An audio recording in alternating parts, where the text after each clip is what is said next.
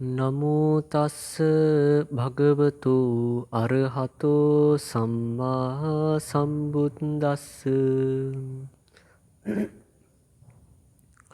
Good evening, everyone. Today, in this evening, I'm going to continue another brief Dhamma talk. As our today brief Dhamma talk, today also I have chosen a very small content to explain from Buddhist Pali canonical textbooks.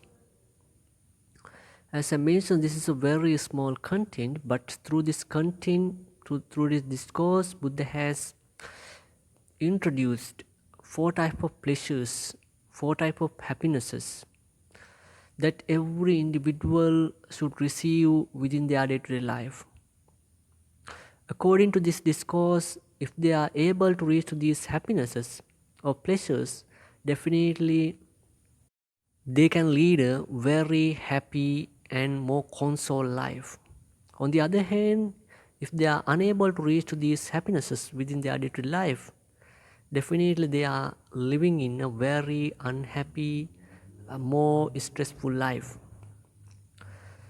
Therefore, it is very important to consider about these facts more and more, because main expectation living our life is to reach to the happiness. If we conclude all the activities that we do per a day, we can clearly understand this fact. We do thousand activities per a day. Sometimes they are uncountable. So by doing such sort of bunch of activities, our main expectation was to reach to the happiness. Every morning that we wake up, we make a very great expectation, even today, that we couldn't reach to the happiness, the greatest happiness, for the permanent happiness. For the fulfillment of that main object, we take thousand attempts. As I mentioned, if we conclude all the activities, if we make a list, if we make a list regarding that all the activities that we do per a day, so if we go through each activities, so by doing each activities, what kind of expectation that we made, it is happiness. But still we are unable to reach to that happiness by taking multiple attempts per a day.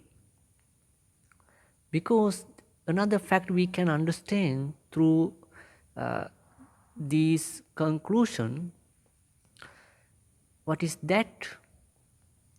The happiness that is generated through that activities, it is so temporary one. It is existing with us for a very short time. So it is not a permanent one. That's why we will have to take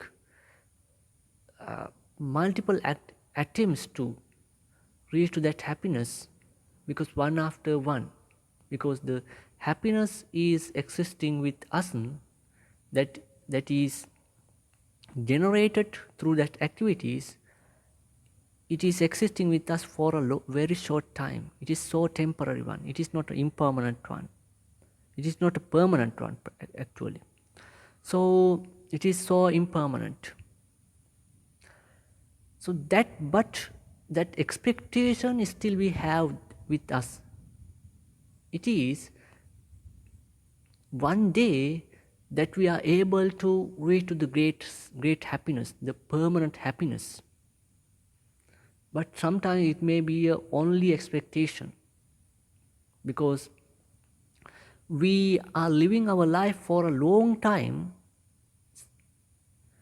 See, even today, we are unable to reach to that happiness.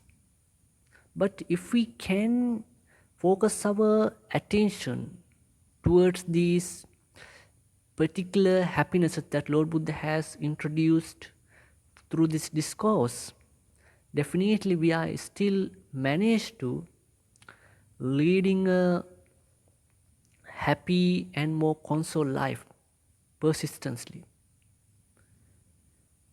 Sometimes the problems, any other quarrels or dilemmas will come through us, may come through us, but we are still managed to continue our happiness.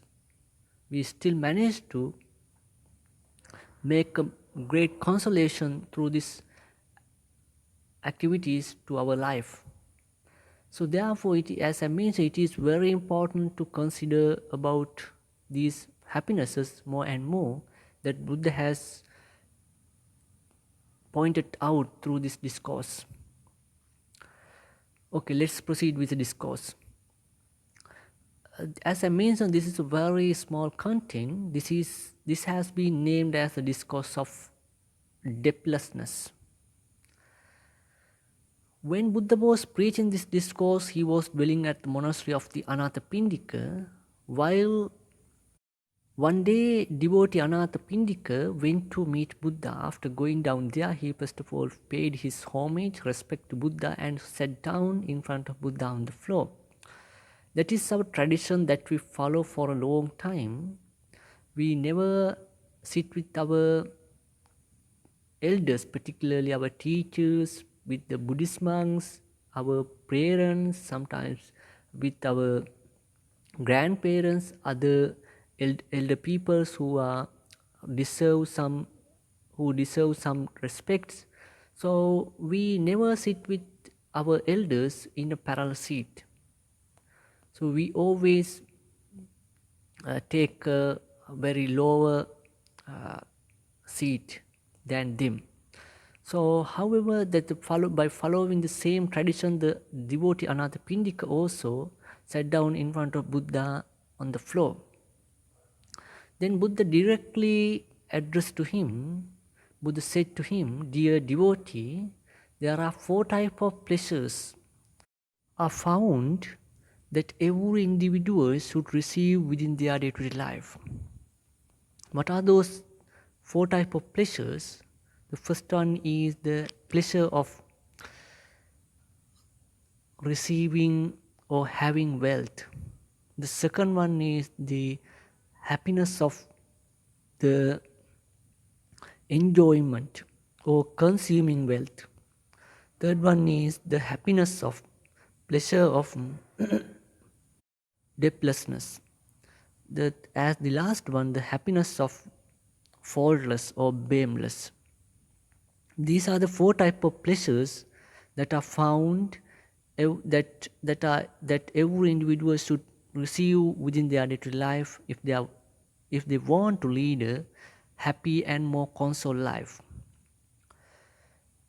Then Buddha has given further demonstration on these happinesses through the discourse. What is the first happiness? The happiness of the receiving or having wealth. When the individual is in leisurely, if he reflects regarding his wealth that he has acquired and also putting so much effort, and also by following righteous or very good business or professions. So when he is reflecting regarding this fact, I have acquired good enough wealth for me by working hard, and also I have take a great effort to earn them, and also I have followed a very righteous path to acquire them.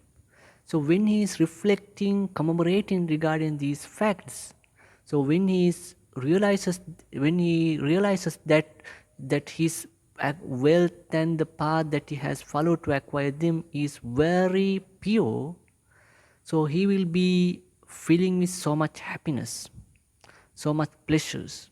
This is called the happiness of the having wealth, the happiness of the ownership. So under this happiness, we'll have to consider two factors. First one is having good enough wealth, other one is following righteous path to acquire them. So it is very important to have good enough wealth with the individual uh, for himself and for the people who are depending on him.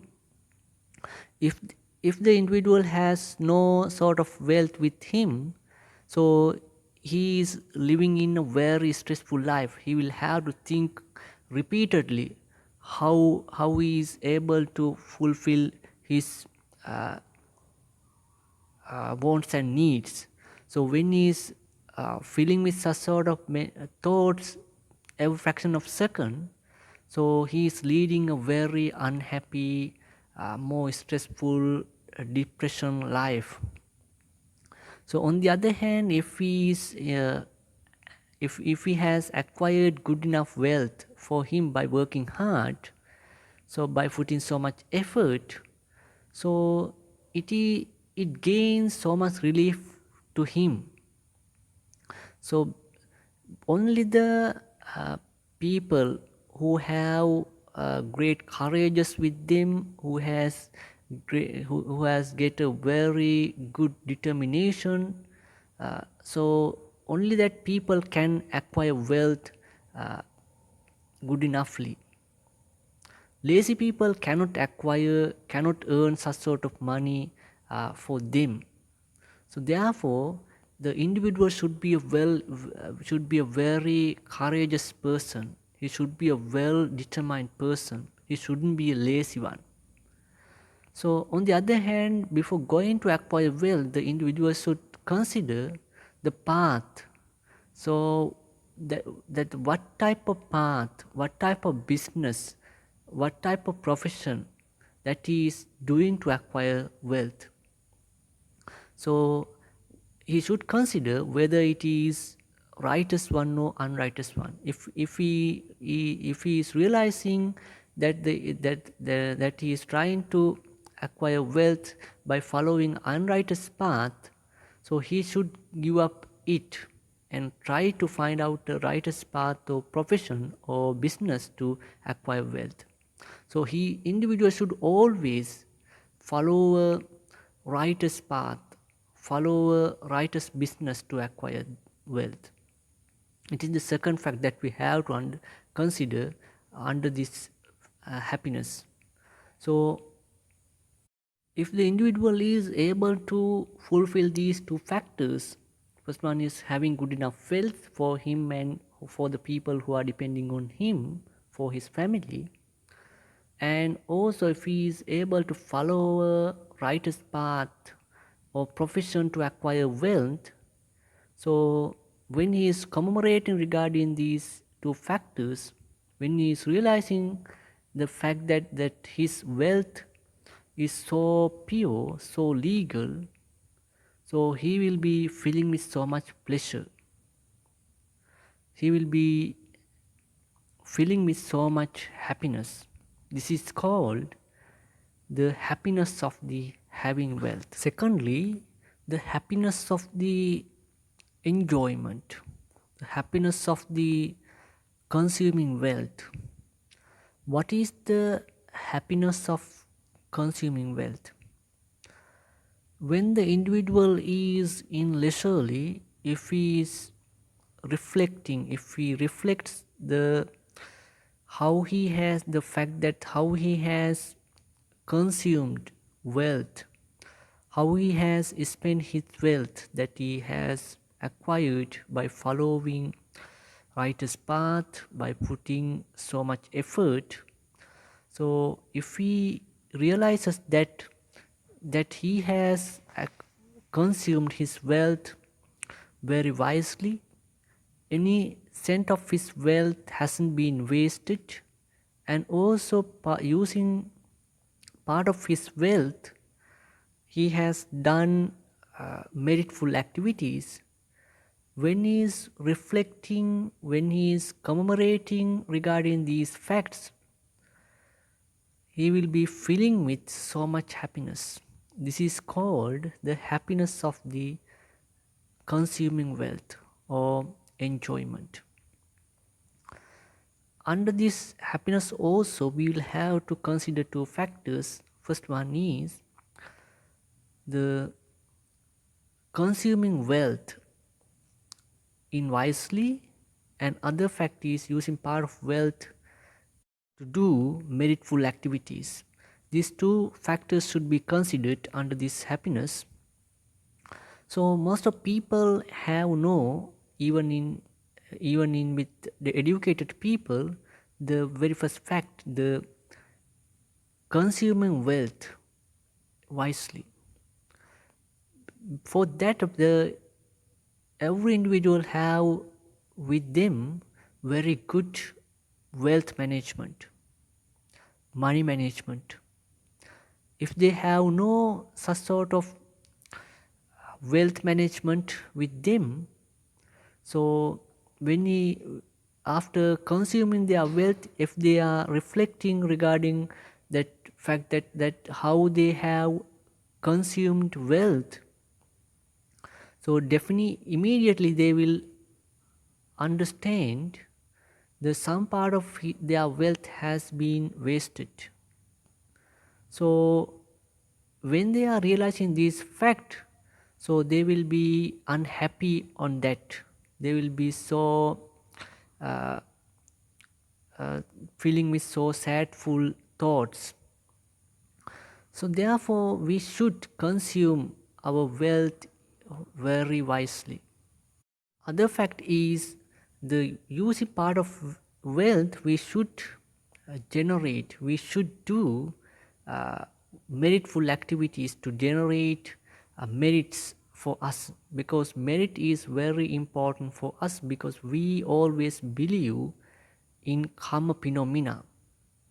We know if we have accumulated good karmas, merits for us, it has sort of energy to give some positive result, partially for this life, in afterlife, in the second life, and in afterlives, in the samsara. The positive results of that meritful activities will follow us. We know that. So therefore, due to this realization, due to this understanding, we'll have to do more and more meritful activities. We will have to accumulate more and more merits for us. So therefore, the individual who consumes his wealth, he should use part of his wealth to accumulate, to do good meritful activities, to accumulate good merits for them.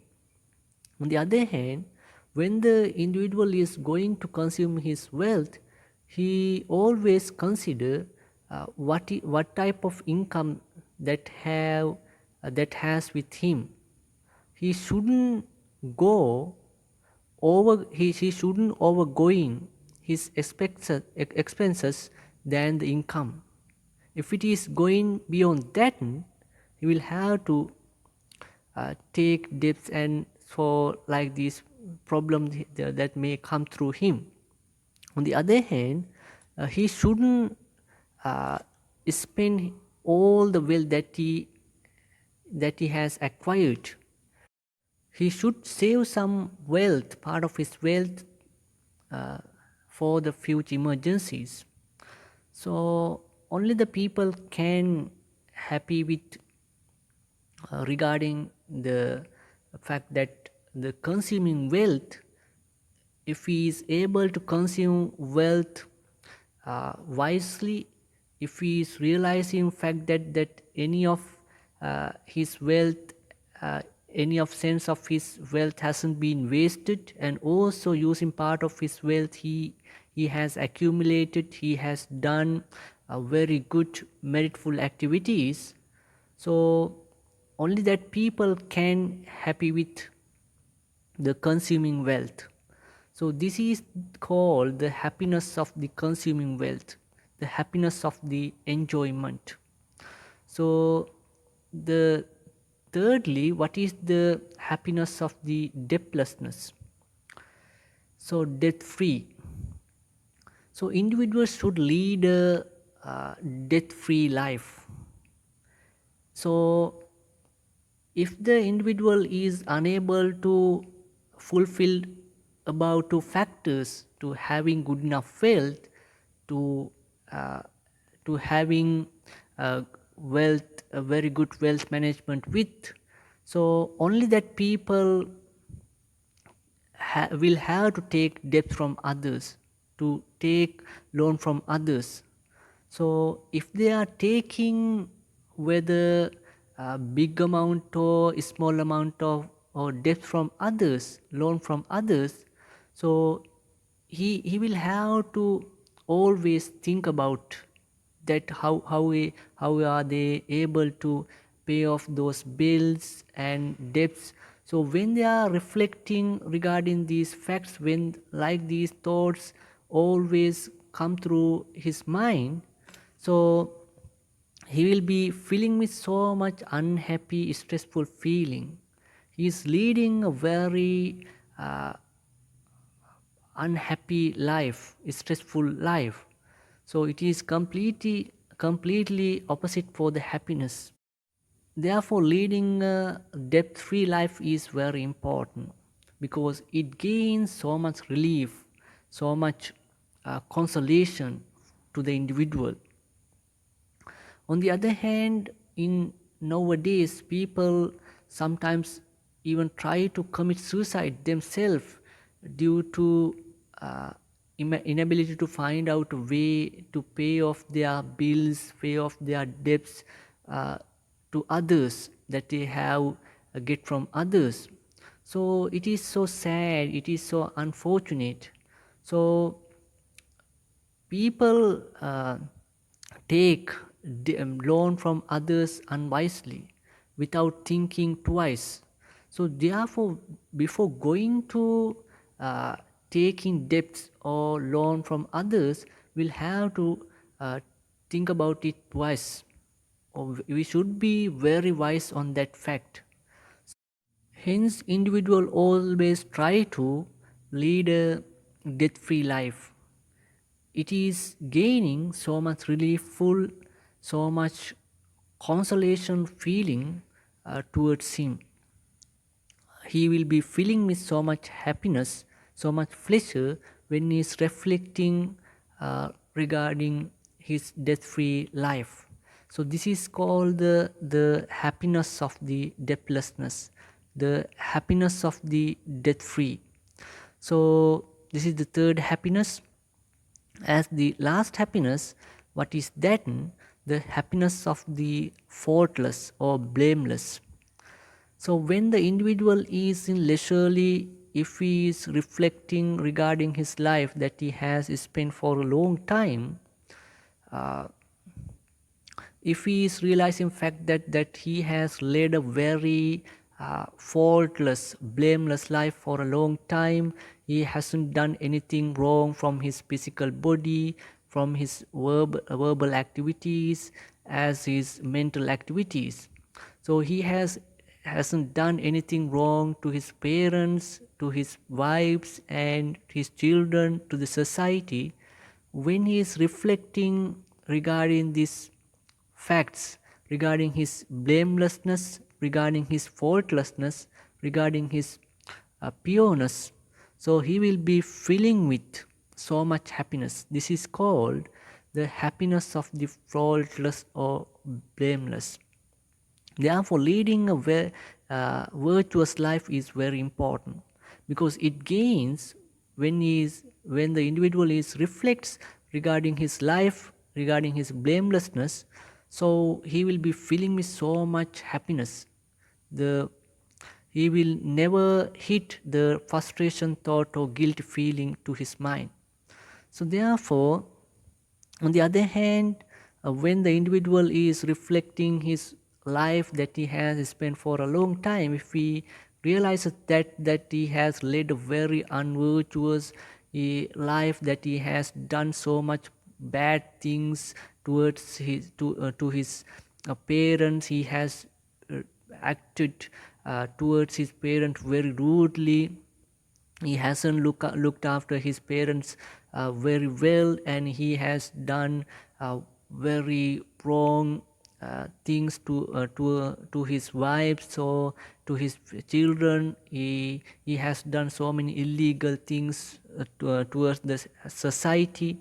So when he is reflecting regarding these facts, as well as sometimes when he is reflecting that he has killed so many animals and beings, he has harmed animals, other beings, sometimes he has steal, he has commit adultery, as well as committed adultery, sometimes uh, using falsehood always, sometimes having alcoholic intoxicants, playing gambling. So like these things that he has done for a long time, if he is reflecting regarding these facts, he will be feeling with so much unhappy feeling, so much frustration feelings.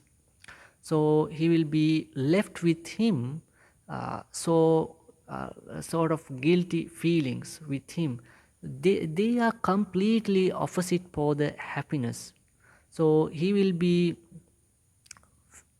experiencing, he is very unsafe, he is leading very unsafe. So in particularly when he is in his final stage of his life, if he considers, if he considers the fact that whether he is safe or not in the sansara, he will immediately understand the fact that he is very unsafe in the sansara. So Buddhism uh, doesn't emphasize the fact that that always thinking and repeated thinking of the bad that he has done in previously, but the Buddhism always emphasizes the fact that as to understand the fault is as fault, and also get determined to not to do such sort of fault or illegal activity or unwholesome activities anymore. So that determination is very important. uh, so that's the emphasis of Buddhism. So therefore, even today you can take a determination as getting some realization, the fault things as fault, and you can get determined, I am not going to do this type of wrong or illegal or unwholesome things anymore. So I'll never do that. So like the determination you can get. So therefore it is very important leader uh, uh, faultless life and blameless life, because only that people can happy with regarding his life when he is reflecting in leisurely, that if they have led a faultless or blameless or virtuous life. So this is the fourth happiness. This is called the happiness of the blamelessness or faultlessness. After giving this demonstration, Buddha has recited two stanzas, and by concluding all the details that he has explained above on the discourse. As the end of the discourse, uh, according to that stanzas, Buddha has mentioned it is very important to have the very first three happinesses for the individual's life. So, but the most precious, most valuable happiness is among those happinesses is the last happiness, the happiness of the leading blameless or faultless life.